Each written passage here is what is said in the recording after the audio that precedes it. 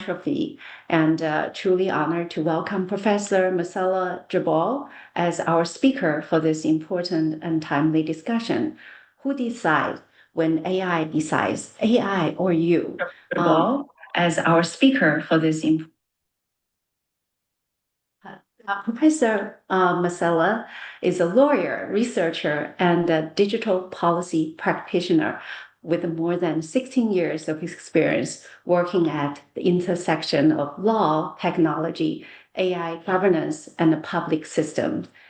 She is currently a professor in the graduate program at the PUC Minas and a teaching fellow at the Center for AI and Digital Policy, where she contributes to global discussion surrounding responsible AI governance and the public policy. Her research focuses on how governments across the United States, Europe, and Latin America are responding to the rapid rise of AI, especially in the area involving. Sorry, I think.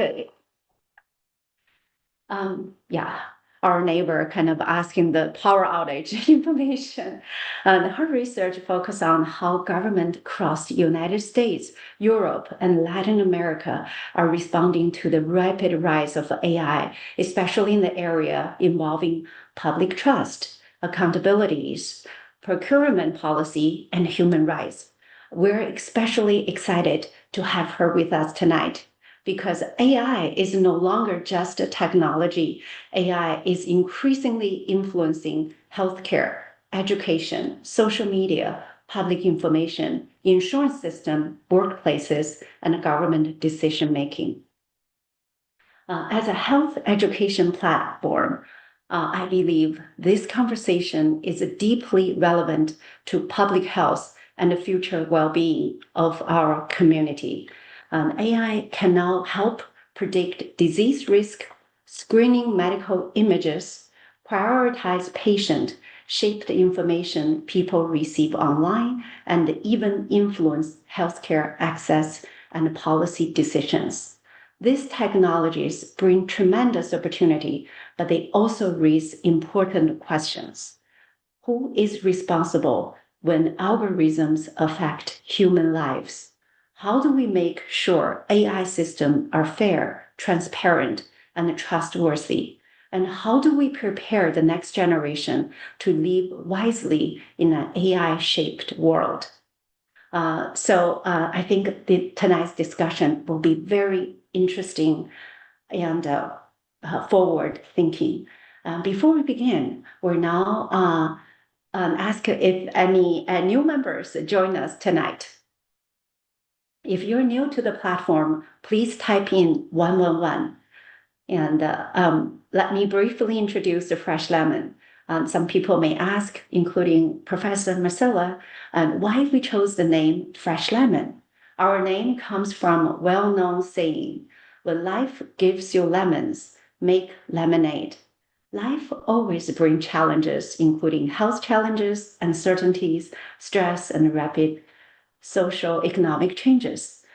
We believe those moments can also become opportunities for learning, growth, resilience, and making back control of our well-being. This is the spirit of a Fresh Lemon. We are a U.S. federally registered 501c3 nonprofit organization, co-founded by Yutong and me during the pandemic to serve Chinese communities through accessible public education. Our mission is to share scientific and practical and understandable knowledge that help people make a better and more informed decision about health, lifestyle, and life itself. Over time, we also realize health is deeply connected to many large systems around us, including technology, education, media, government policies, and increasingly artificial intelligence. So tonight's discussion, we will explore increasingly important concept, AI competency. Sorry about the long discussion. I really want to people hear why we have this topic. AI competency is not simply learning how to use AI tools. It is learning how to think critically, ask thoughtful questions, recognize bias, understand the systems, and participate responsibly. And so, especially I think for young people, our goal is not blind dependence on algorithms. We are developing, I think, is wisdom, ethics, courage, and independent thinking in this process. We also warmly welcome everyone interested in volunteer with the Fresh Lemon, whether you enjoy education, writing, organizing event, translation, outreach, or community service. We would love to have you join us in building a strong and healthier community together. I also wanted to emphasize my volunteer work here is completely separate from my clinic work. Our goal is simply to provide accessible, zero-cost public education for the community. So tonight's discussion is just intended for general education purpose, not for diagnosis, treatment, or individual's advice. So thank you again for being here tonight. So and now, please join me in warmly welcoming Professor Marcella Jabal. Thank you for being here. Thank you, Michelle. Thank you so much. Well, let me just say hi to everyone before I put my presentation here. I'm Marcella, and I will thank everyone in a few seconds, but I want to say that I'm super, super happy to be here. This is a one-in-a-lifetime opportunity for me. I'm speaking from Brazil. It's almost 10:10 at night, so to be here talking to you, it's making me not sleepy, which is something very important in my life. So please, if you want, and of course, we are all here very free to do wherever we want in this Sunday afternoon or evening. But if you want, just please turn on your cameras so I can see you and see if this boring law professor is actually bringing something that is interesting to your eyes, or if I'm just boring you to death. And it's important for me to feel the room. But again, it's up to you. I understand if you don't want it.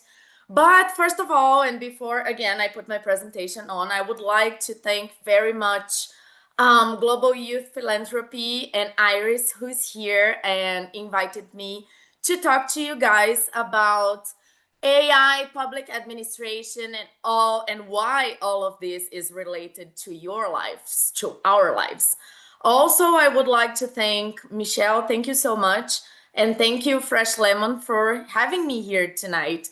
Again, it's very important for me to be here and to speak internationally and to be a Brazilian girl that is now talking to so many people from everywhere in the world. This is huge. So let's go. Let's start. Let's talk about why AI and public administration can actually or are actually influencing our lives already.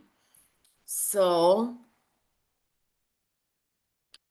can I just ask for any of you that are you seeing my slides? Is everything okay? Are you seeing me, my slides, everything? Yeah? Yeah, we can see it. Yes. Yeah, thank you. So, from the top, the thing is, who decides when AI is deciding? You know, guys, when I started my PhD research, the one that led me here, I've been a lawyer for 16 years. I've been a professor for 14 years. But as we all know, AI came into our everyday life just a few years ago. And in my research and in my professional life, AI was brought by my PhD studies. And the question from the beginning is, or was never, if the state, the government, was going to use AI, but how the public administration, how the city of San Jose, we are going to study San Jose, how the city of New York, how the state of California, how the US federal government, how Brazil, how China, how Colombia are going to use AI. Not if, but how. And that is important because when the government starts to use AI, then our lives, they are from there decided by an AI tool. And that has a lot of risks. We're going to talk about some of them tonight. I think for me, how it's important for you to understand how this lecture, class, we can call it whatever, but how it's going to work. I'm going to speak a lot in your heads for about 45 minutes. But I really, really wanted to hear from you in the end and to give you tools on how to influence on all this good and bad scenario. We're going to see great things that are already happening and are already going on very close to us all, but we're going to see a lot of bad things as well. So how can we and how can you, as a voice of the young generation, how can you actually be a lead voice on all of this? Is there a way, or are we just here to cross our arms and just, or sit in the sofa and just see everything happening and do nothing about it? And I really want, in the end of all of this, in the end of this beautiful hour that we have ahead of us, for you to understand, if we want, we can pressure the government, in all governments. I'm not going to, because we're talking about such different types of states and governments and how the rules happen, how the laws happen. I'm not going to talk about that difference or those differences. What I'm going to say, and I am researching that in my work as teaching fellow at the Center of AI and Digital Policy, is that every government gives space, more or less, of course, but gives space for people to talk. And if we organize ourselves well, we can influence those decisions and we can influence how AI is being deployed and is affecting our everyday lives. Also, in the end, as I said, I want to hear from you because, you know, I am 39 years old, about to be 40. So when I started teaching, I was 25. I was a little bit closer in age to you. Now I'm far, far away. And I know that because I'm still teaching. So when I started teaching, all my examples, they made sense to all my students. I was the cool professor, you know, now I'm not. So please, if you are feeling shy or if you don't want to speak at all, just remember that you are helping me also to understand what you're thinking. And this will actually shape a little bit of my PhD. So if you don't want to do that for yourselves because you know it's Sunday, I'm tired, etc., do it for me as a favor. And I'll be very, very happy with, and I will answer gladly any kinds of questions that you have for me between now and the end of this session. Okay? So let's begin. But now, before we start, does anyone wants to ask a question or make a comment or anything? Just please do not do it in the chat because I cannot see it at the moment. No? Yeah, Michelle, please. Oh, we can help you monitor the chat. If there's any question, we'll read out loud for you. Okay. Okay. And thank you so much. Thank you. Okay, so let's go because I wish we had all the time in the world, but we don't. So let's go.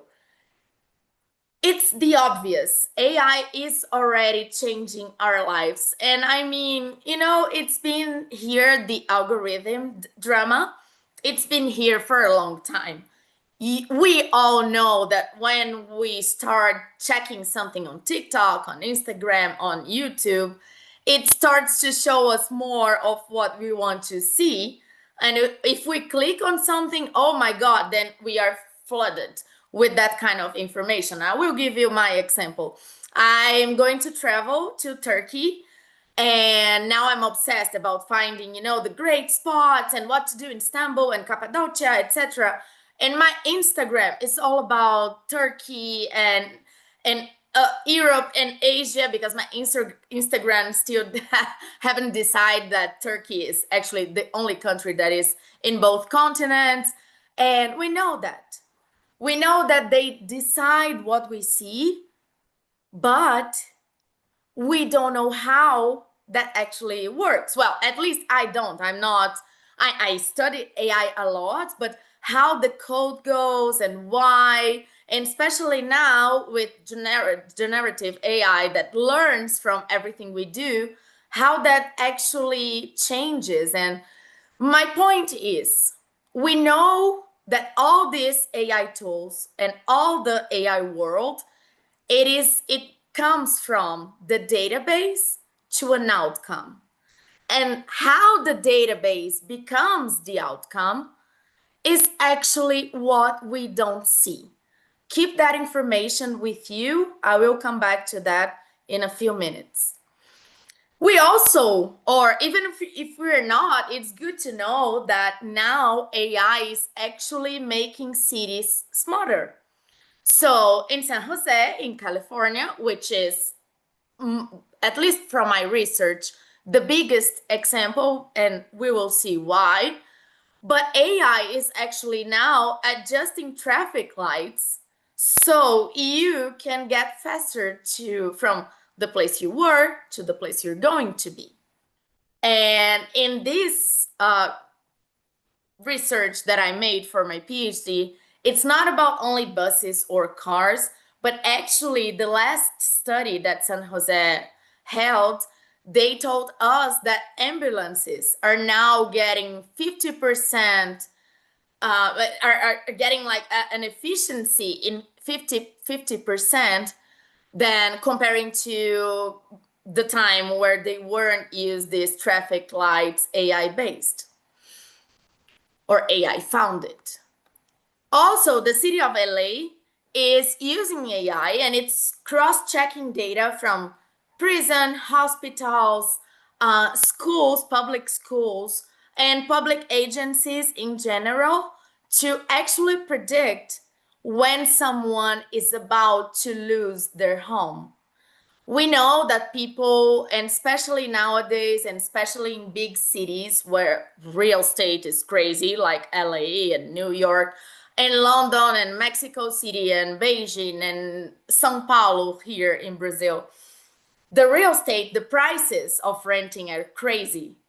But if we actually study that, and the city of San Francisco did, sometimes people lose their houses because they're going through some other horrible things, like heavy family troubles, drug problems, and etc. And they forget to pay their rent, and they're out. So it's not just about that. Of course, the problem is so deep and the reasons are so many. But by cross-checking data, the city of LA is running a pilot since 2020, the end of 2023, so almost 3 years now, to prevent people to lose their houses, but to predict when they might lose their house. And as a policymaker, I used to work for Brazil's government. I worked for the state for 2 years and for my city for 3 years. I can tell you with 100% sure and confidence that when you implement a public policy in advance, before the problem appears, it is much more efficient. So yeah, I'm really sure also that AI is good for the government, right? Imagine now on my everyday work life, I have the best intern I've ever had. It's called Claude. And it's helping me because my team is too small. It's just, well, I am a manager, but I lead no one at the moment. We had some cuts, etc. And I have other people working with me at the same team, but they're all my peers. And so sometimes I have to deal with management decisions, but also with very bureaucratic things. And for that, AI is helping me a lot. And this is very disclosed at my workplace. We know that everyone is using AI to make their lives better, but we have to say that we are. So because our computer is blocked from almost all of the AI tools, and we had to fight to use them. We know it makes our life easier. We know it makes our lives better. And now imagine yourselves if you were in the government. I said that, well, I think 1 month ago, I was talking to graduate students at NYU Law. I mean, the University of New York, the law school people. And I told them, so imagine from your point of view, from where you're sitting, that public administration that is almost every time with no budget or with budget problems and with financial situation and people who are there struggling to deliver sometimes what they can. And they raised their hands and they said, you cannot say that because, you're talking from a Latin American perspective. When you talk about global north experience, sometimes the public administration, sometimes the government has money to invest. And I said, yes, that's true. But tell me one country in the world, even the richest one, where health is not an issue. I know that a few countries like Switzerland, the health system is incredible. But are we sure that everyone has access and full access? I really don't know, okay? But what I do know from my Latin American perspective, and after spending 2 years living in Europe for my master's, I lived in Portugal, I lived in Spain, is that government really all over the world, governments struggles. They struggle, poor government, they struggle. So in this AI era, how public administration is buying AI? And the answer is, unfortunately, governments are buying AI blind. Professor Jessica Tilpelman, she's a professor from George Washington University. She's actually the dean at that university, one of the best professors I've ever met in person. And I'm also talking, of course, about her research. And she just, like a few weeks ago, she saved my PhD by publishing a paper with 93 pages explaining how and asking why governments are buying blind when it comes to AI. And why am I saying that? Because when Anthropic or Meta or Gemini or Google with Gemini or OpenAI, or I don't know, you can name it, DeepSeek, you can name it. I just named the big ones, but you can name like big ones, medium ones, small ones. What they do is that they come to the government, especially local governments, cities. I'm talking about cities. They go to the city of San Francisco and they say, you have a problem, honey. We know that you guys have a lot of people living in the streets. I think it's a well-known fact that San Francisco has a really big problem with homeless people, right? So imagine if I create an AI tool, and with that AI tool, I can cross-check data and I can solve the housing problem of San Francisco. Great, right?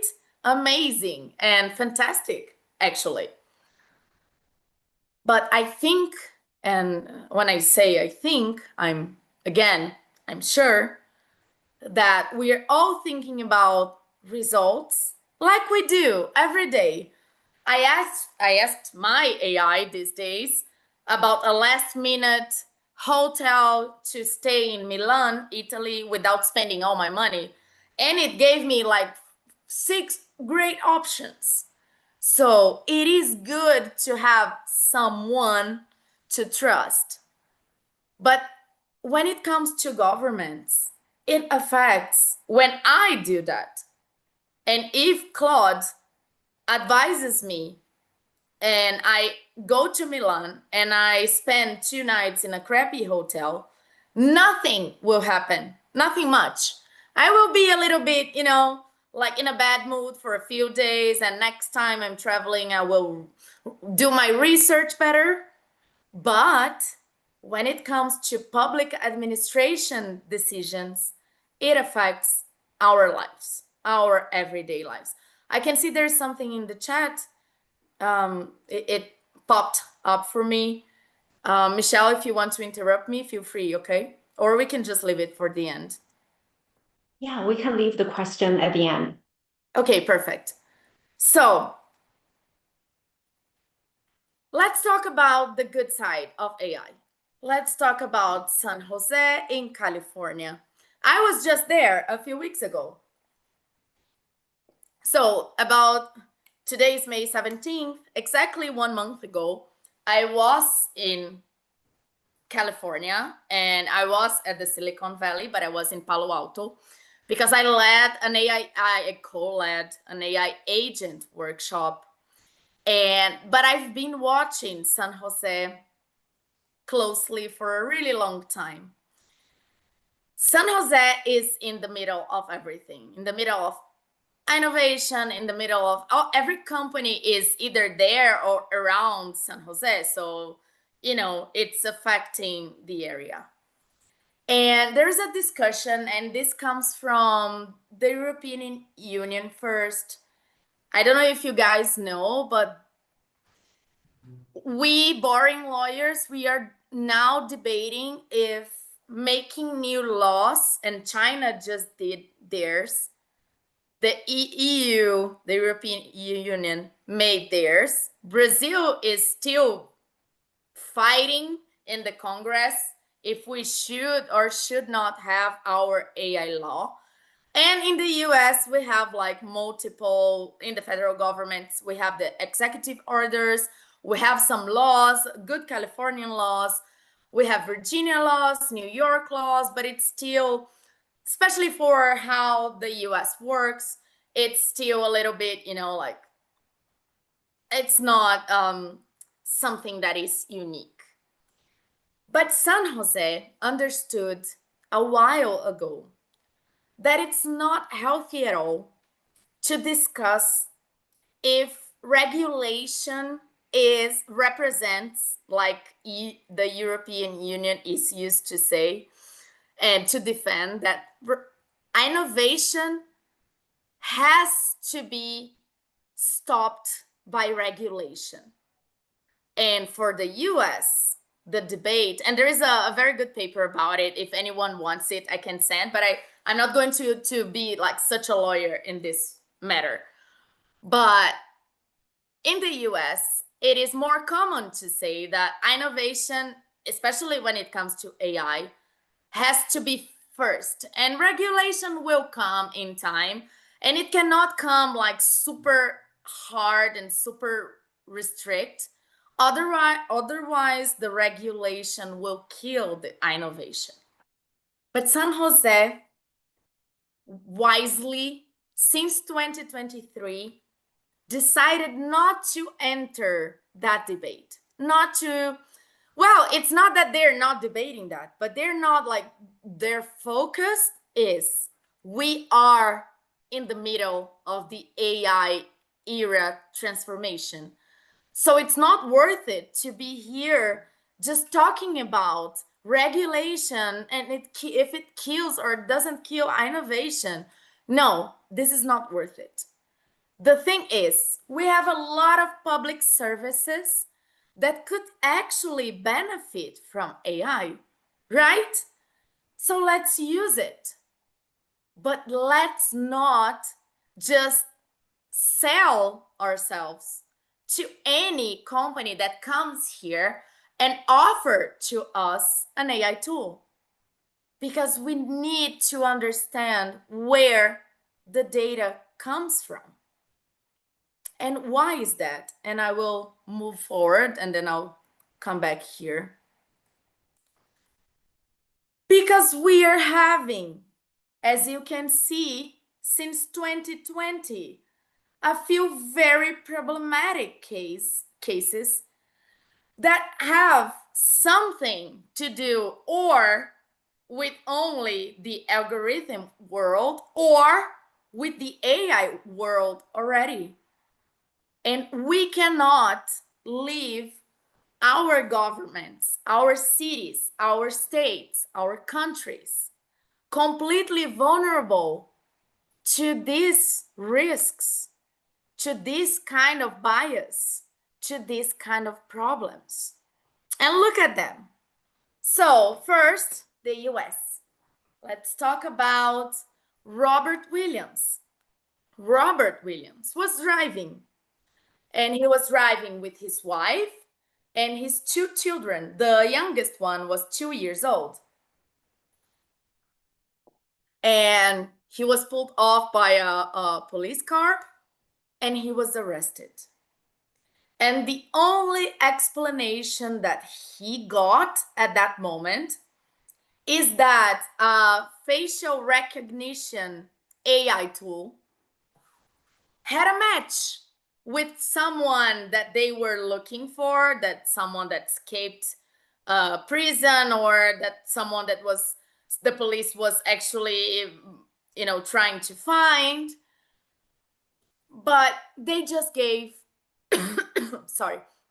they just gave to Robert that explanation. And then Robert was held, and when he got to the police station in Detroit, he started to ask and argue and say, come on, this is still a country with a constitution. I have my rights. I have to understand why. Which crime did I commit? I never did anything. So what they did is that they showed the picture, and there has nothing to do with Robert. The guy that the facial recognition system recognized was a completely different guy.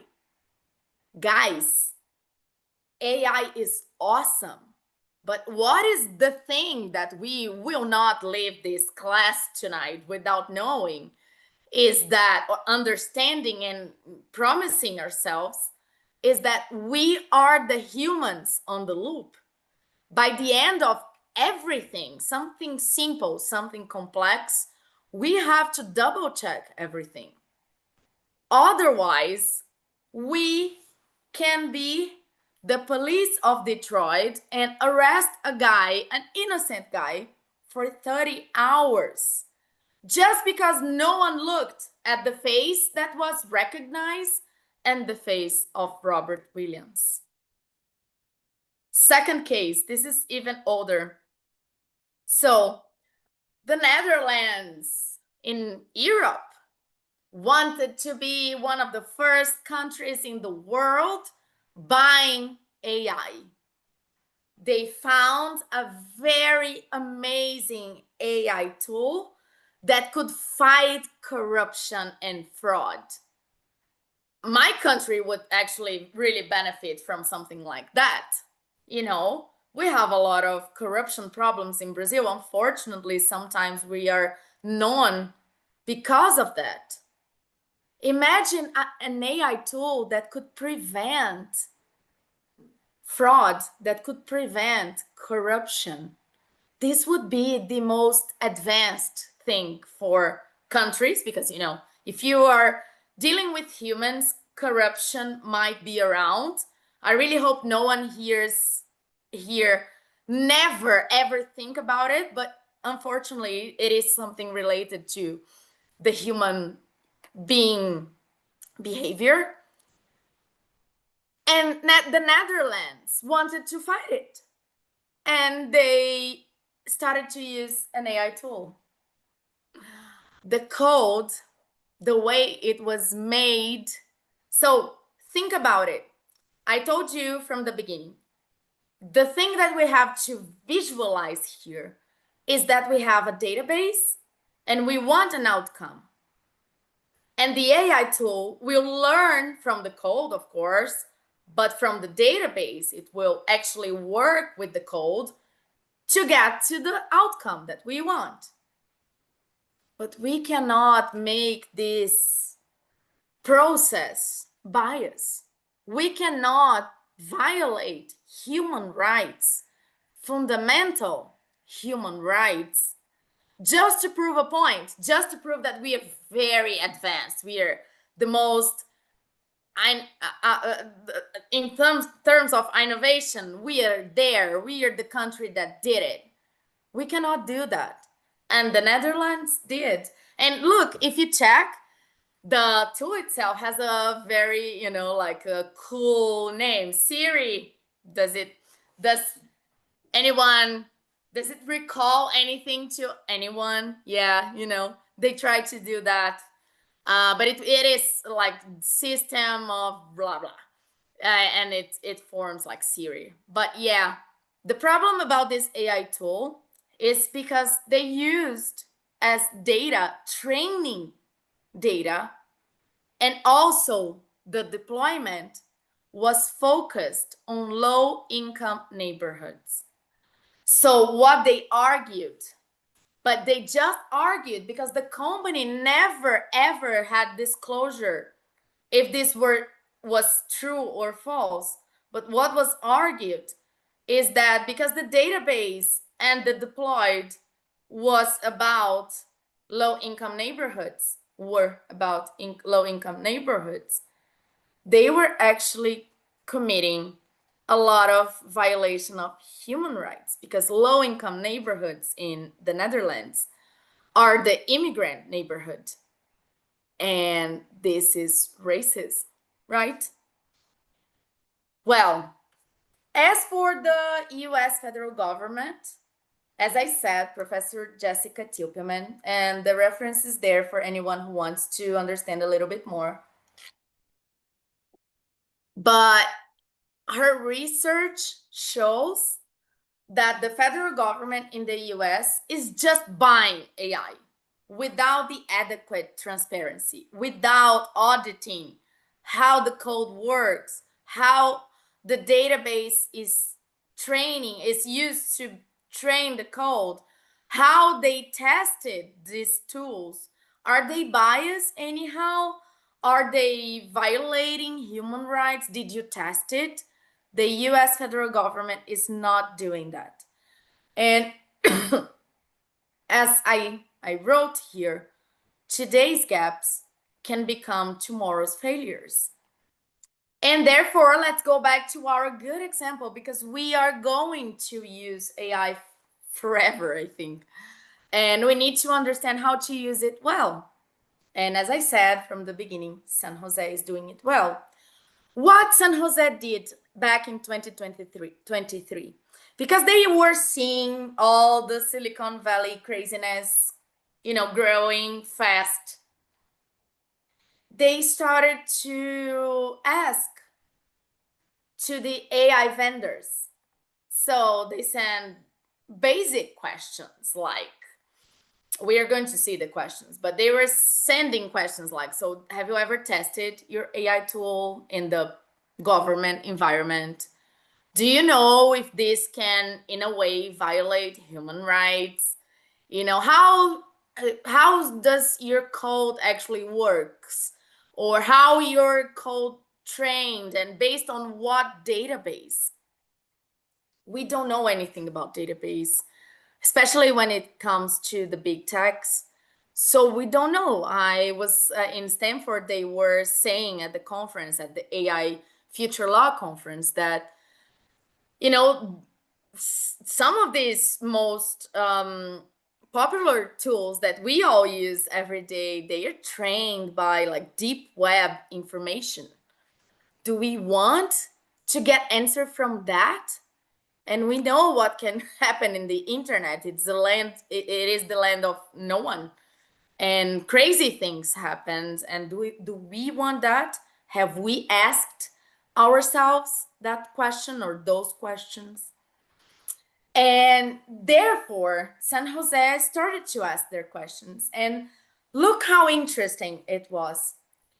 The small and medium AI companies, they answered with transparency, with clarity, with direct answers. But the big techs, they never provided an answer. They didn't. They refused to answer the city of San Jose. And based on that, the city of San Jose and other cities and other government agencies, state agencies, also, what I mean is local governments and state governments, they are now together at the Gov AI Coalition, because they know that the only way they're not going to buy blind, and they're not going to be the ones appearing on the news on the next, and we hope that never ever happens again, but with the next Robert Williams case, or the next low-income neighborhood case, or the next anything bad case, they now have standards. And their standards are these questions, these beautiful questions here. Look, as I said, I'm not a software engineer. I'm just a boring lawyer and professor. And I can look at many, many AI tools, and I can answer those questions. Of course, not all of them, but look, what data train this AI? If you build an AI tool, you know. I have a friend, and she's building this amazing AI tool about, electric cars. They're now just arriving in Brazil. I know. It's late, but yeah, now we have electric cars finally. And she's building an AI tool about it, and she knows where her data comes from. When does it fail? When you're building an AI tool, you know that. Was it tested for bias? Try if it is something that, like the LA prototype, try and check if it's looking for only the neighborhood that is about that kind, or I don't know, that let's think about that. We have two neighborhoods, one with Brazilian immigrants and one with Mexican immigrants. And I made an AI tool that focused only on Brazilians because I want to help only my people. I have to test. If my tool is about helping people, I have to test everything. I have to check. If I am selling it, I have to check. Especially when I'm selling to governments. Who is responsible for errors? I mean, this is very important. If something goes wrong, what is the solution? My boss, we have a lot of crises. I manage a highway that is over 324 kilometers and covers 31 cities. Sorry, guys, I don't know how to speak miles, okay? So if you don't know what 324 kilometers is, put on Google. I really don't know how to make that change. That's super hard for me. I'm really sorry. But when something bad happens, like on January, it rained a lot and a lot of, potholes opened and cars were in accidents. It was horrible. And instead of being like crazy, we were just like, okay, so what's the solution? What's the plan? What's the action? This is also applicable for AI tools. Look at that. Can the city audit it? Of course it has to. It's paying with our money, so it has to audit. And how will changes be disclosed? If it's generative AI and it learns, I need to know how, when, and whatever situation might come when it changes. So this is pretty obvious. And why does it matter? Because it brings transparency. it brings control, it brings protection to the city, to the state, to the federal government, to the country, and public administration. And again, this is a little bit more lawyerish than I wanted, but trust me, governments, they set the mood on the market. It's the public buyer power.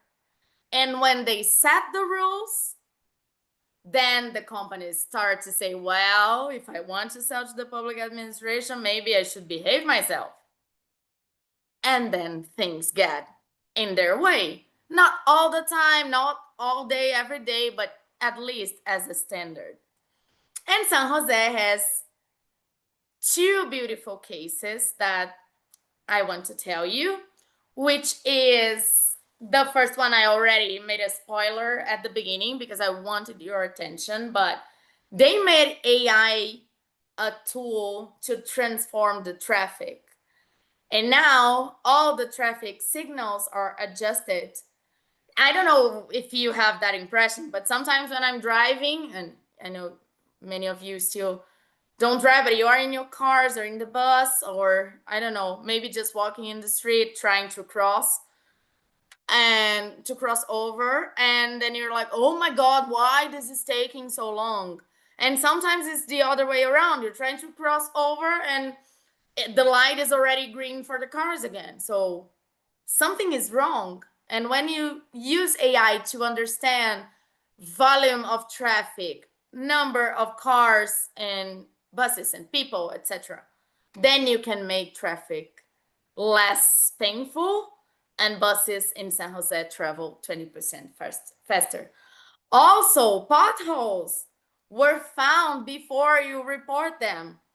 In my city, because I live in a tropical country and sometimes it rains a lot and a pothole is open and people actually fall into it. And now look at that accuracy. It's 97%. And when someone throws something that they shouldn't in the pothole, they can actually get those people and sanction those people and penalize those people. And in the end, you know, when, oh my God, it stopped for a second.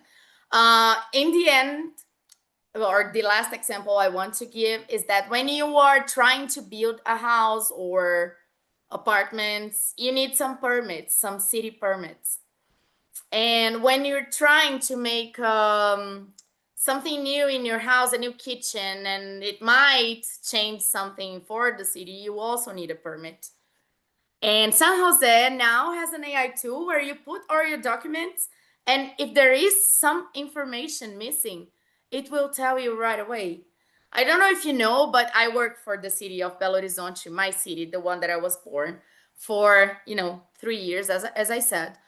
And the documents for those permits, they came in, someone analyzed it. 6 months later, the person who actually was trying to get the permit got a note saying, well, you still missed one document. So in San Jose, you're not going through that. The AI tool will tell you right away.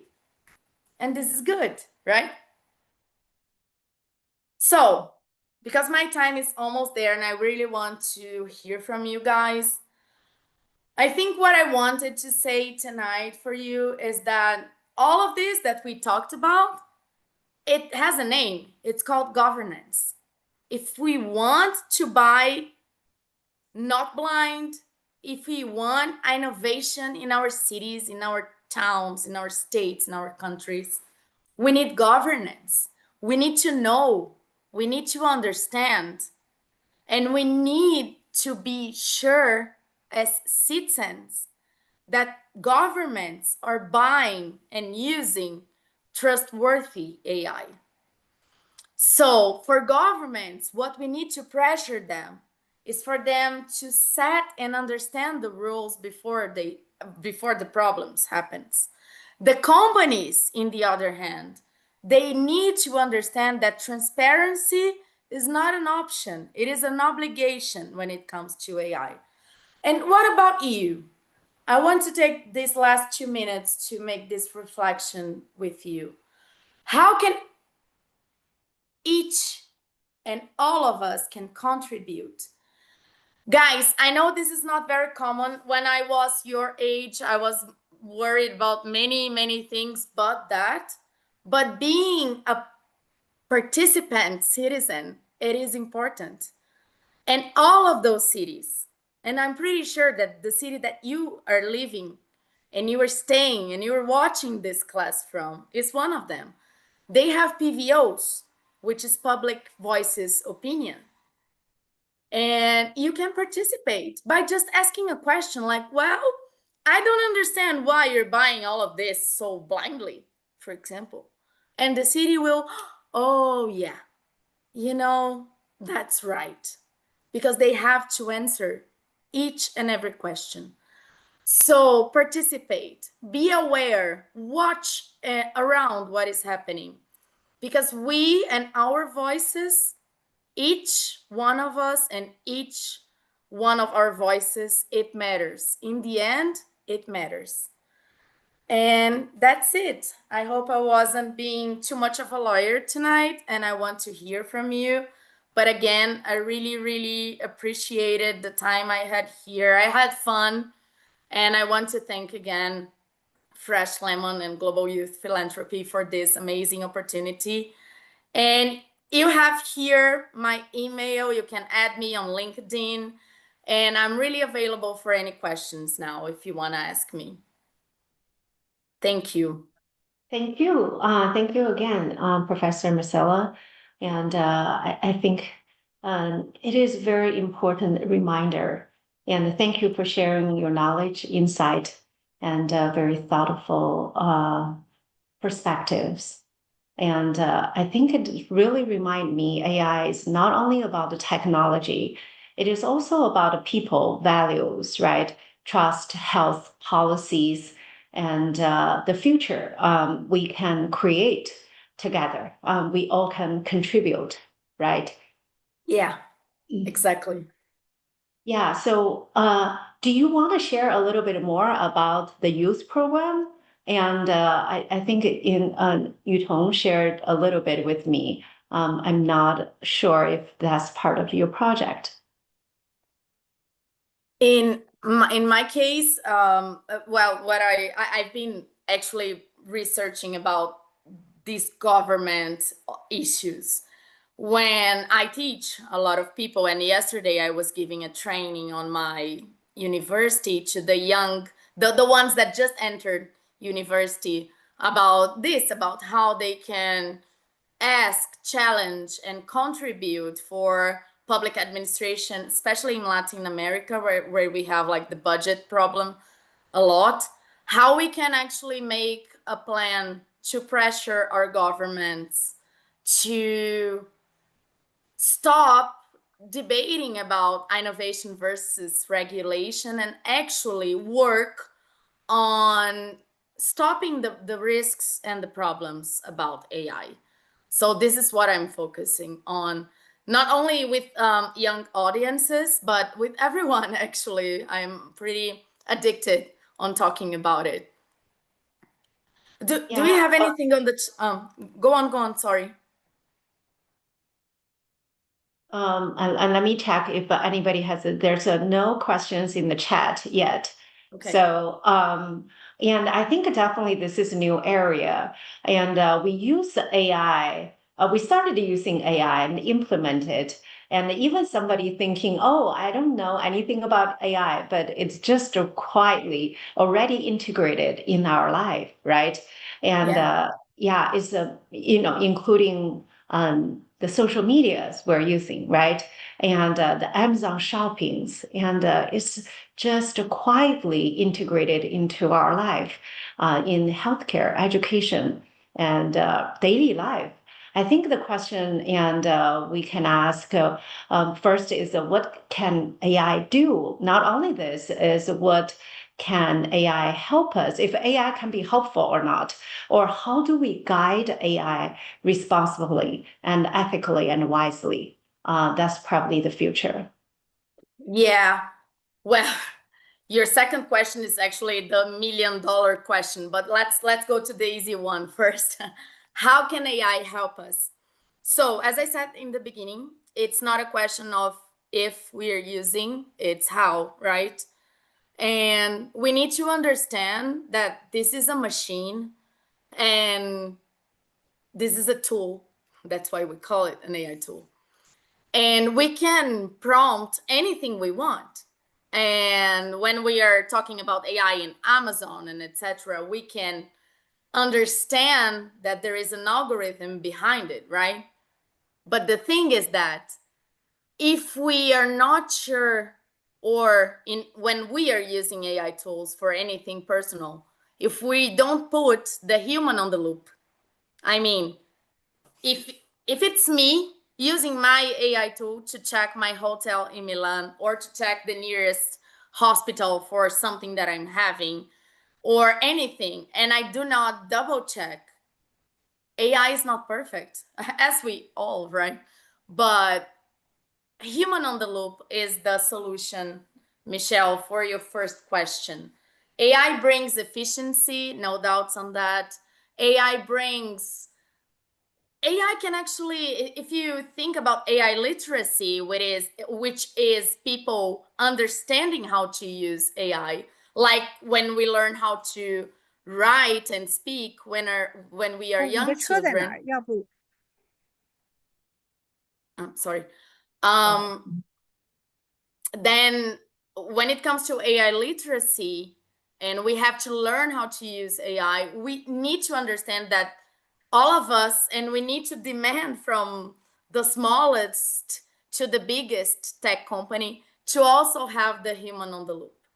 I mean, at least to give us the chance to say that the product that Amazon delivered with the AI drone never arrived, you know. And the second question is how to guarantee that AI is trustworthy. I know your question was more complex, but I'm trying to summarize because of the time. But how to guarantee AI is trustworthy? Well, to trust only the market, I don't think that's the solution. So that's why in my research, I am arguing. It's still a long way to the end, but I am trying to argue that the governments, they need to act like not a protagonist, not the leading role here, but as someone that leads how this is conducted when it comes to trustworthy AI. You know, like minimum stuff, like you cannot violate, but sometimes the obvious has to be said, right? So you do not, or you cannot violate human rights. You have to use a trustworthy database, etc., etc., etc. I think those questions that San Jose started, they are a really good starting point for trustworthy AI. So if any of you are thinking now on how to create your AI tool, go to that checklist, and then you're going to have a pretty good AI tool with mitigated risks at the end. Yeah, thank you so much. So it is 7 o'clock, and I don't know if anybody else has a question, so want to share with us.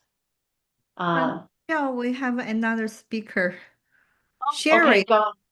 Okay, so I'm so sorry, Sherry. I did not know, and I don't have your bio information. I only have a Marcelo's information. You can go ahead and introduce yourself. Okay, can you give me so I can share my screen?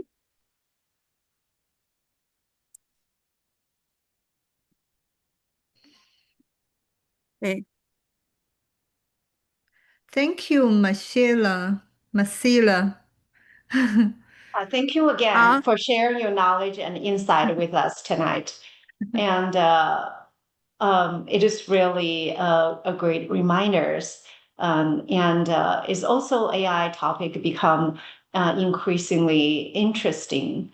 And just like a fresh lemon, we believe growth often begins with the imperfections, right? And so when life gives lemons and make lemonade. And so human progress is always been a journey. So so as the AIs, we're right at the beginning of AI, and I believe we're going to see a lot of evolvings in the next few years, few decades, and we're going to grow with AI, and hopefully it become a great tool for our human being. And I already feel like now I'm driving the car, and it's a completely AI driven technologies. And we're changing the tire of the car while it's running. It's crazy. So yeah, right. And it's great. So that's why our next generation also need a guide and how to become their part of life, not just use AI, but be part of it to build more wisely AI in the near future. Exactly. Thank you very much. I really appreciated this night, and I have to leave. I'm sorry, Sherry, but thank you guys. It was really fun for me. I hope good night for you. Thank you. I hope this is the first of many opportunities to speak and to learn together. Thank you. By the way, thank you. By the way, Marcela, you asked me how many people will come. Actually, more than 70 people come. I know. That's super exciting. Yeah. Okay. Thank you, guys. You are the best. Thanks again. Good night. Bye. Thank you. See you. OK， 好的，那我开始讲中文了。谢谢大家来收看今天的这个节目，也感谢。I'm so sorry. I probably have to leave because of the power outage. And thank you so much. And I'm so sorry. And it's just unexpected. And I really have to manage the situation. Okay, take care. Okay, bye. 而且主持的非常非常好，孙医生。谢谢。Thank you. OK， 谢谢孙医生的主持啊。谢谢。拜拜。拜。那我们接下来的也是大概我应该是用1刻钟左右的时间啊，介绍一下有思公益啊，我们做的 AI for Good 这样的一个青少年联盟。以及呢，即将在日内瓦召开的联合国的 AI for Good 峰会，我们也正在招募青少年以演讲人、策展人和青年记者的角色，去沉浸式的参加这样1年1度最大规模的联合国的 AI for Good 会议。那接下来的时间呢，做一下介绍。首先呢，大家想了解更多 AI for Good 的项目信息我们因为也会陆陆续续去组织这样系列的AI 专家的这样的线上的讲座，大家可以扫码入群。那么以后我们有类似的这样的讲座信息、项目信息都会在群里来分享。那第一个是群二维码，后面2个分别是有思公益的公众号和视频号的二维码，也欢迎大家一起来扫码关注。好，我想呢给大家先放一个视频，这是有思公益的一位优秀的青年代表在上个月4月份纽约联合国青年论坛上做的一个演讲。那么他是现在在新泽西州的11年级的高中生，在过往的2年多的时间里面一直在有思的平台成长，然后有机会在联合国的主会场做了一个非常精彩的演讲。我把电脑的声音共享一下。好。Richard Da, Global Youth Philanthropy. When we talk about sustainable cities, we often picture sleek skylines, small infrastructure, and green architecture. But sustainability means nothing if the people who build and sustain those cities can no longer afford to live in them. Growing up in New Jersey, I worked collecting rent from tenants. It felt like watching people slowly drown. People with jobs, people doing everything right, still falling behind. That stayed with me. But this issue doesn't extend on a nationwide level. It extends globally. Across the world, over 1.6 billion people lack access to adequate housing. 1.6 billion. In cities on every continent, every street. Rising costs, economic instability, and changing job markets from AI and automation are pushing families to the same breaking point, where losing income can quickly mean losing a home. And this is what SDG 11 calls us to confront, ensuring access to safe, adequate, and affordable housing for all. And these solutions, my friends, they're not out of reach. Proven policies and sustainable construction methods can reduce costs and expand access to housing. Policies like adaptive reuse, inclusive zoning, and public-private partnerships have also shown success. That's why I started taking action. I've been talking to local legislators and representatives in New Jersey with proposals and ideas to convert vacant properties into affordable housing.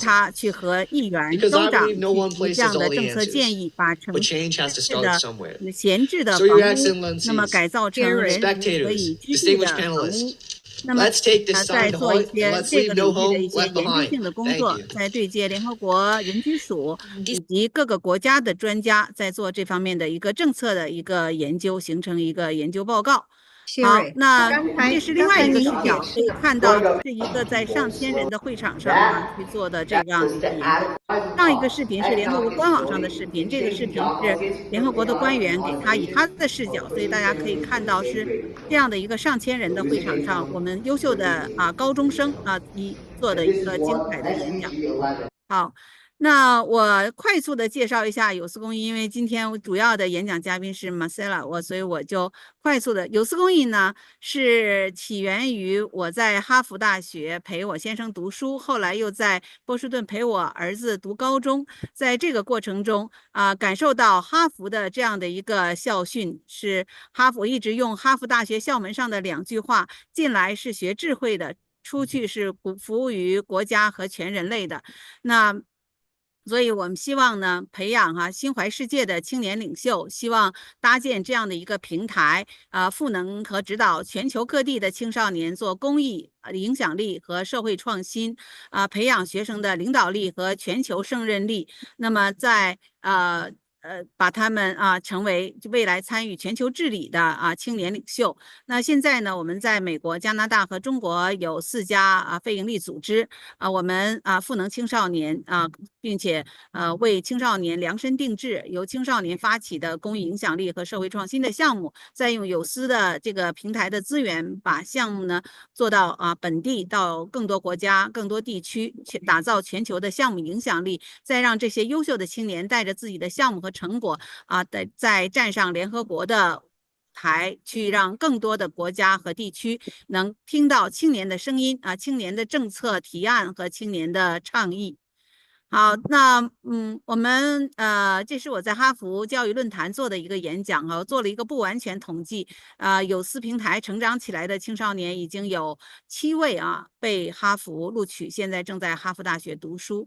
那么其中有代表性的就是在我的指导下，高中阶段创建非营利组织 Read to Rise， 然后又做了跟他想学的人类文化学相关的跨文化国际学生论坛，以及在有司公益自主推出的与你相伴项目，从开始就参与了整个项目的这个策划，成为这个项目团队的领导团队成员之一。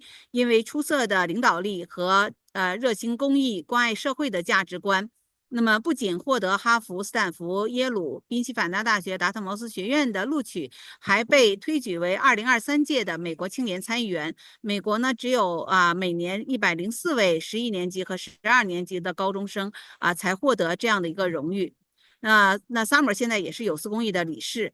那另外一位刚刚在去年的这个纽约视觉艺术学院毕业，那么 OPT 身份被我们推荐到联合国青年办公室实习，然后在这个过程中对全球治理产生了兴趣，申请哈佛大学肯尼迪政府学院的研究生获得了录取，今年秋季就要入读这个哈佛大学读研究生所以不仅是高中生，大学毕业以后的青年也一样可以在有司平台成长。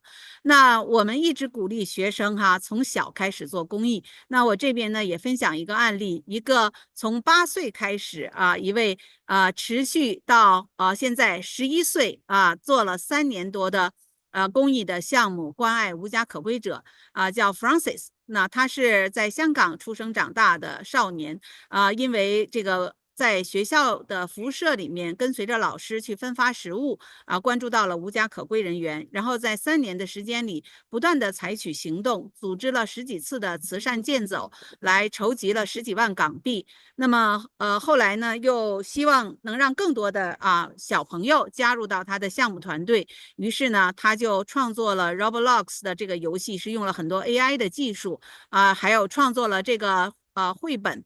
这个绘本呢是他创作的，然后请了一个流浪汉绘制的这个插图。目前呢，这个绘本呢在香港出版，在500多所的图书馆有收藏。那么上个月呢，我邀请了 Francis 参加了。不是上个月3月份在日内瓦召开的联合国人道会议 ，Francis 做了一个主旨演讲我们看一下11岁的少年在联合国的会议上做演讲时间关系，我只给大家看一个图就好了，因为这个演讲有5分钟。He's a youth representative from Hong Kong International School. Okay. 这个演讲结束，他回到学校，学校里又组织了一次分享会。那么在这个分享会上，他感动了一位他的校友，这个校友当场又捐赠了50万港币。一个11岁的少年已经筹款 So hi everybody. 带领了200多个小朋友加入团队。As we gather here today in this warm and comfortable room, conflicts are raging around the world. It's easy to see the heat of war through the news, but much harder to see the quiet suffering of ordinary. It doesn't just exist in forests that is often in homeless. Today I ask everybody for people sleep on. I remember carrying a carton of hard-boiled eggs, and I remember how. 我们同样一位少年，那个 Sherry，重复一下刚才这个孩子那个他募到的款项呢，不要再放，你边放又边讲，什么都没听到。对，好，他已经累计筹款60多万港币，带动了200多个小朋友加入到他的团队，创作了搭建了网站，开发了 Roblox 游戏还创作了一本书。这是他一个11岁的孩子在过去3年中做的事情。然后在这个孩子的身上能看到是一个非常非常在做公益的过程中锻炼出他的有思想、懂共情、以创造他人福祉为乐，以及他的各种各样的无论是沟通、表达、演讲，还是领导力、团队协作能力，都是远超同龄人。我觉得这就是AI 时代我们如果再去按照工业化时代卷成绩卷分数，其实我们的孩子是最先被 AI 时代所替代的被 AI 替代的。我们要培养我们孩子的高阶的能力，而这些高阶的能力就只有像 Francis 在这些公益和社会实践中去慢慢的锻炼和成长起来的。当然这样的孩子，我们相信他一定也是藤校所青睐的学生，也是未来不会被 AI 替代，甚至于他可以成为超级个体，或者是成为一个创新创业者。好，我们12岁的少年做的一本访谈文集叫《追光之旅：有思同行》在有思平台上作为有思之声青少年记者1年的时间，访谈了各行各业的榜样嘉宾。12岁出版了个人的访谈文集。这个孩子是从5岁开始做公益。那我们也有像芝加哥的高中生从9年级开始跟随着有思一路成长。那么先是做与你相伴的 tutor， 再做 GYP 辩论俱乐部的 tutor， 再和我们哈佛大学的这个就是在哈佛大学读书的 Summer 共同发起有思读写有益学社。那么后来呢，他在我们的指导和支持下创建了自己的非营利组织 Glad Academy。那么在2年半的时间 Glad Academy 招募了全球300多位义工小老师教这个中国的孩子英语法语、西班牙语的课程。学生与义工跨越了6大洲400多所学校，开设了6500多次课程，募集了近超过4万5千美元，设立了 Glad 非营利基金资助海地、秘鲁澳大利亚、加拿大、柬埔寨的助学、助贫、助困类的项目。在刚刚过去的申请季妮娜呢获得了 UPenn、布朗、卡内基梅隆等很多美本前20学校的录取，还有一个美本的前20学校给了他40万美金的 Merit Base 的全额的奖学金。那么就是因为他在这几年的过程中锻炼的跨学科的能力和杰出的领导力。那我们很多人会说，那这些是不是都是要特别牛娃学霸呀？那我们也有从8年级开始跟随着有思平台一路成长起来，也是参加了有思一个又一个的项目，有思读书会、辩论俱乐部、有思之声，以及在我们的指导下创建了告别湿疹全球健康联盟。在这个过程中呢，也找到了他的专业方向，就是学公共健康。然后他今年刚刚完成大学申请，因为 SAT 呢只考到了1420分，所以最后选择不需要 SAT 的成绩申请，那么被密歇根大学录取并获得奖学金。那我们也有像这个千万粉丝网红博主 ABCD 妈家的 A 哥他有自己的科创的项目。因为很多人会有误区，觉得参加联合国会议也好，参加公益只适合人文社科的学生。那我们接下来这2位都是科技创新者。A 哥呢是有一个塑料光伏大棚技术，那么这个技术已经应用于农业，注册了农业科技公司，在我们的指导和支持下，捐赠20万设立科技助农的专项基金，并且在2024年联合国青年论坛做了演讲。过去在地下into what is. Today, we are sowing the seeds of change. Let us turn these green dreams.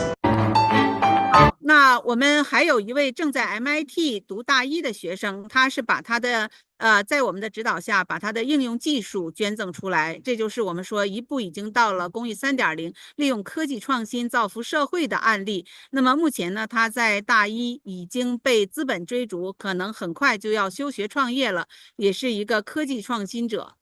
好，有思呢就搭建了这样的一个平台，所以我们邀约了今天的主讲嘉宾也是有思公益的业界导师，我们有来自全世界140多个140多位来自40多个国家的业界导师我们还有来自联合国教科文组织和 UNSDSN 的这个高级别的官员作为我们的外籍理事，我们共同赋能青年然后我们和我搭档创办的平兰基金会也是有联合国经社理事会特别资商地位、联合国气候大会观察员、联合国海洋大会观察员等各种各样的这个资质。这些资质呢，让我们可以在联合国的会议上去举办官方认证的编会和展览等，然后让我们有能力有成果的青少年站上联合国的这个平台，放大他项目的影响力。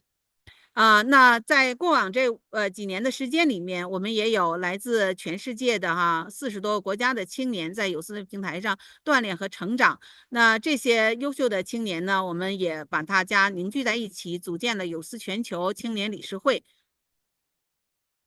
我们一直说做公益创新，就是希望我们的学生不要仅仅去做1.0版本的捐钱捐物做义工的这样的公益，而是在我们的平台的指导和支持下，在我们专业导师和业界导师的这个支持下，可以自己发起一个公益创新项目，或者作为 co-founder 加入到其他学生发起的公益的项目，深度的参与，全方面的锻炼和成长。这其实就是一个最低成本的社会创新创业。我相信现在的这些 AI 的时代，这种创业思维，尤其是创新和创业的这种能力都是非常的重要。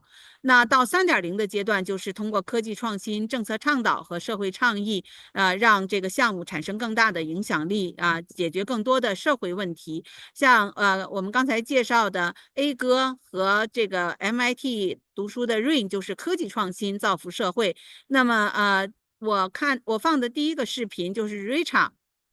他就是在做政策倡导我们还有很多通过 Art for Earth 环境艺术全球联展在做环境保护方面的社会倡议。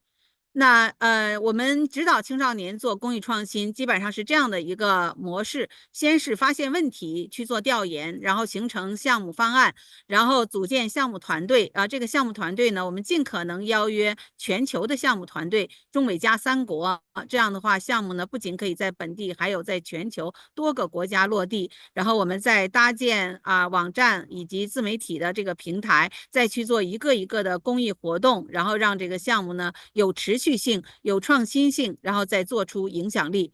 那这些呢，就是我们在藤校申请的时候呢，非常重要的一个叫顶石项目啊，或者叫 capstone project， 或者叫 passion project， 这个是非常非常重要，因为我们很多学生其实貌似在申请大学的时候做了很多的公益，但是如果这个公益没有很好的去规划的话，都是这种1.0版本的公益。其实这样的公益呢，其实是在大学申请里实际上是不太容易获得招生官的青睐。所以我们做呢，就是我们用我们的经验资源和平台基于学生的维度、家长的维度，给学生做量身定制的公益创新项目，从孵化到有 idea， 然后到组建项目团队，再一步一步的全程陪跑指导和支持学生把项目落地，然后对接各种资源，让项目在全球产生更大的项目影响力。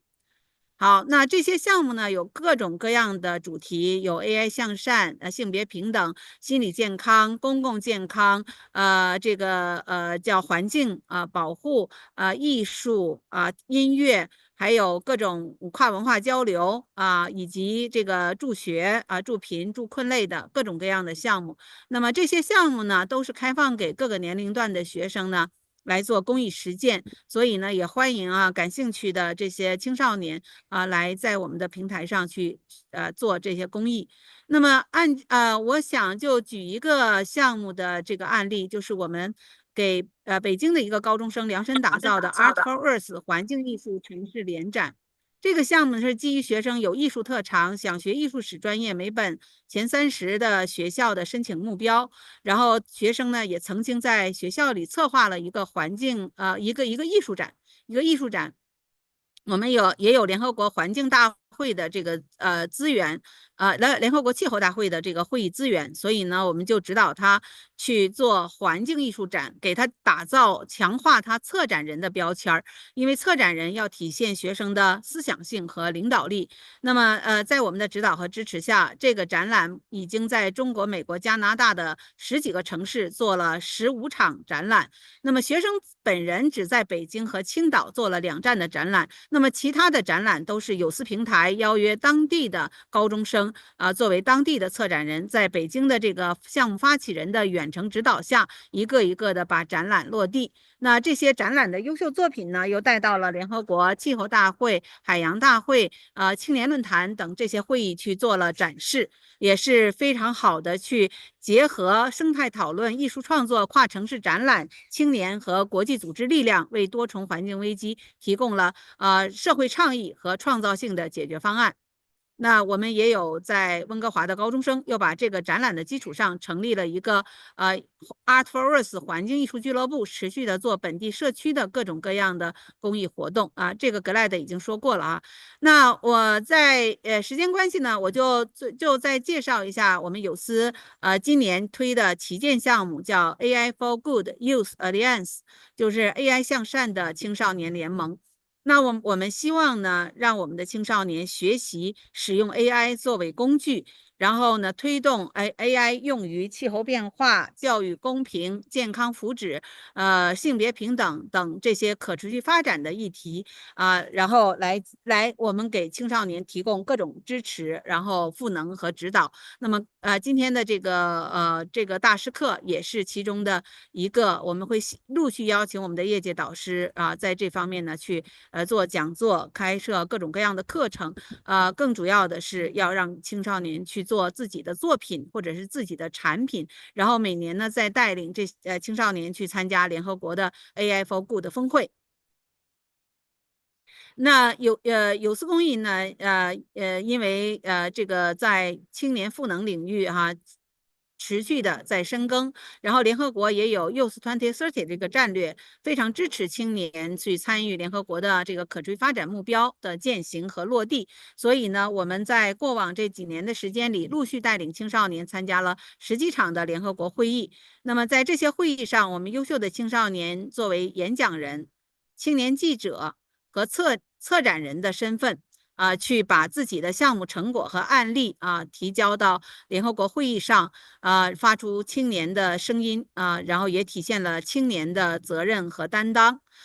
这些会议呢有气候大会、海洋10年青年论坛、人道会议、未来峰会、妇女地位委员会、海洋大会可持续发展高级别政治论坛和社会发展世界峰会等等。时间关系呢，我就不再做更多的介绍，我重点呢介绍7月份，也是马上在暑假期间几个联合国会议，我们正在选拔和招募青年代表来参加。那么一共是4个会议，2个在日内瓦，2个在纽约。那么一个是 AI 向善全球峰会，英文叫 AI for Good Global Summit， 它是7月7号到10号在瑞士日内瓦举行。同期几乎同期同一地点，也是同样的主办方。还有一个会议是世界信息社会峰会，比 AI 向善的那个峰会呢就早一天多一天的时间。在同一会场，也是由同样的主办方国际电信联盟联合50多个联合国机构及瑞士政府共同主办的。那么另外的会议呢是7月7号到15号在纽约联合国总部举行的可持续发展高级别政治论坛，以及呢7月17号在纽约联合国总部由联合国青年办公室主办的运动和心理健康的一个主题日的活动。那么我们呢在组织青少年去参加这4个联合国会议，并且呢因为是暑假期间，我们特别打造了2个行动实践营。大概是1周的时间，带领青少年全程以有思之声记者的身份，沉浸式的参加这样的会议，并且呢，除了会议之外，我们还要带领学生去走访联合国和国际组织以及大学，去开阔视野。那么 AI for Good 峰会呢，是今年是第3年举行，去年呢有170多个国家上万人来参加了这样的会议。AI for Good 就是 AI 用于可持续发展目标，就是包括气候变化、教育公平、性别平等各种各样的这个解决方案和产品会在这个会议上去展示，当然也会涉及一些 AI 治理、AI 伦理的话题。那么有非常多的各种各样的主题 ，AI 和农业 ，AI 和这个健康 ，AI 和工作 ，AI 和政策 ，AI 和科技等等相结合的各种各样的主题的活动。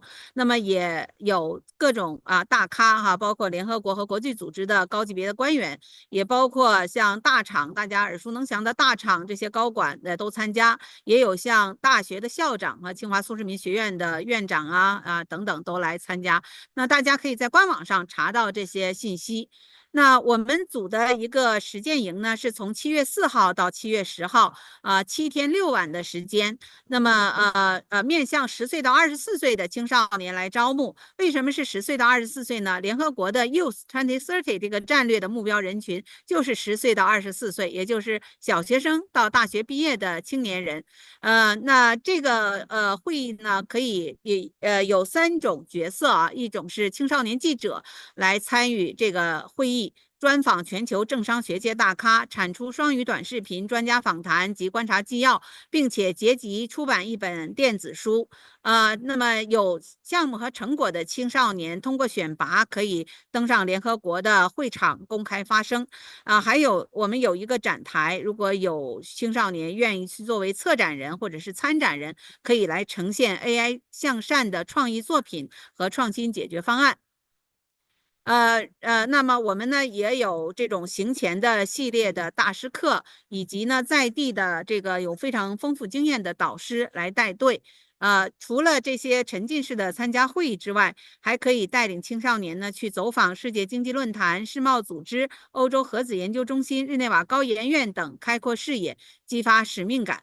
我觉得我们的学生最缺的就是使命感，使命感一定是要给他这样的一个契机，让他发现社会问题。所以参加联合国会议是特别好的激发使命感的一个途径，因为见了世界才有世界观。我们的学生到这样的一个联合国最高的全球治理的这样的一个会场，那么看到那么多的各行各业的这个嘉宾在探讨全人类共同面对的这些社会议题，就会激发他对这些问题的关注，于是呢就会产生这样的一个使命感，然后激发他的这种成长的内驱力。那另外在纽约的会议呢，是可持续发展高级别政治论坛啊，那和联合国青年办公室的体育促进心理健康的主题日活动。那么我们呢是计划组的这个实践营呢，是从7月12号到19号8天7晚的时间。其中呢13号到15号来参加可持续发展高级别政治论坛。我们给青少年注册进入主会场，联合国的总部的主会场观摩会议。然后在14号呢，由我们这个主办的一场官方批准的编会。那么在17号呢，是参加联合国青年办公室主办的这个体育促进心理健康的主题日活动。那么其他的时间呢，是在纽约当地有很多的国际组织，包括哥伦比亚大学、纽约大学参访交流。那么每一个国际组织和学校的参访和交流，我们都会约有司的业界导师和我们的青少年进行这样的对话和交流。那么让我们的学生有机会与来自新能源、气候科技、艺术创作、传媒报道等领域的专家、艺术家、从业者来对话交流，开阔视野，从而呢完成从学生到全球公民的一个认知的跃迁。并且呢还有1天的课程是由我们有司公益的理事 UNSDSN 的前全球总监做的一整天的这个社会创新的学习的一天的一个课程。那么如果之前学生对于社会创新没有概念，相信通过这样的1天的学习，就会很好的去启发他在这方面的这种思维视野，然后产生行动力。我们还有一些像黑客松的活动以及等等，在这些过程中呢，可以让我们的学生去获得非常好的一些这个各方面的资讯激发学生的这样的一个使命感。好，我放一下去年的7月份，我们在联合国总部的主会场录制的一小段视频。这里是在联合国总部举行的2025可持续发展高级别政治论坛的会议现场，很高兴带领来自中国、美国、加拿大的10几位青年代表来到主会场观摩会议，聆听各国政府、联合国各部门关于联合国可持续发展目标的探讨、审议目标的进程。我们还将组织专场编会，邀请我们的青年代表分享各自在可持续发展领域的他们的行动倡议和他们的项目成果，发出青年声音，体现青年责任和担当，助力联合国可持续发展目标的实现。这个会议叫可持续发展高级别政治论坛，是各国部长级以上官员来参加有2000多名与会人员。那么但是联合国呢也欢迎青年来参加这样的会议和活动。去年呢有司是有10位青年代表参加了这个会议。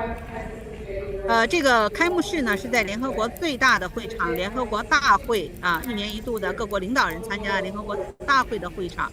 这是联合国常务秘书长在开幕式上的致辞。那么我们的有司的青年是在这个会场观摩会议。那在我们的编会上这些优秀的青年都有项目和成果在我们的指导下，他们有把自己的项目成果在我们的会议上做了演讲。好，这个会议呢也非常的难得的一个机会，因为今年7月11号世界杯在足球世界杯在纽约闭幕，所以呢借着世界杯闭幕的这样的一个热度联合国青年办公室的旗舰项目是关于青少年心理健康。因为在全球范围内，世界卫生组织调研发现1/7的青少年有心理健康的问题，所以联合国秘书长钦点青年办公室要关注这个问题，所以这是联合国的旗舰项目。那么就借着世界杯闭幕的热度，然后去用1天的时间做了一个丰富多彩的主题日活动，主题是同世界、同赛场、同目标，促进青年心理健康与福祉。会有几千名这个各个领域的人汇聚在这个纽约联合国总部。有司公益是联合国青年办公室的官方合作伙伴，所以我们受邀参加活动的整体的这个参与策划然后如果我们有优秀的青年不仅是可以去参加到这个会议中，我们也在给有有这个体育特长，或者是愿意去关注心理健康的学生量身定制，怎么样在这个活动中有展示的这样的一个环节比如说我们现在在准备去指导青少年做一个 Art for Mental Health 的这个展览征集全球青少年的关于心理健康的艺术作品，在这个会议中去做展示。那么我们也给青少年指导他去做中国的蹴鞠文化的展示因为蹴鞠是中国的这个足球的这个古代的这个足球然后类似这样的一些环节，我们都是可以去根据学生的情况去私人定制。所以有对这个无论是对体育还是对心理健康感兴趣的学生，我们都欢迎看看怎么样能参与到这个活动中，有展示的环节就是不仅仅是个观众能在这个整个的活动中有露出有展示。好的，那么时间关系我就介绍到这里。那么大家呢再扫码关注一下。一是入群里面呢，我稍后会把这些信息呢分享到群里。那么另外也可以关注我们的公众号和视频号我们的一些联合国会议的招募的信息呢都会在这个公众号中发布，然后视频号里面呢有一些联合国会议的一些回顾的视频包括我今天放的这个几个视频呢，都能在这个视频号里边，大家可以找到完整的视频来观看。那么就是说，大家先进这个第一个二维码，就是这个我们新的群是我们和有思公益 Fresh Lemon 和有思公益共建的。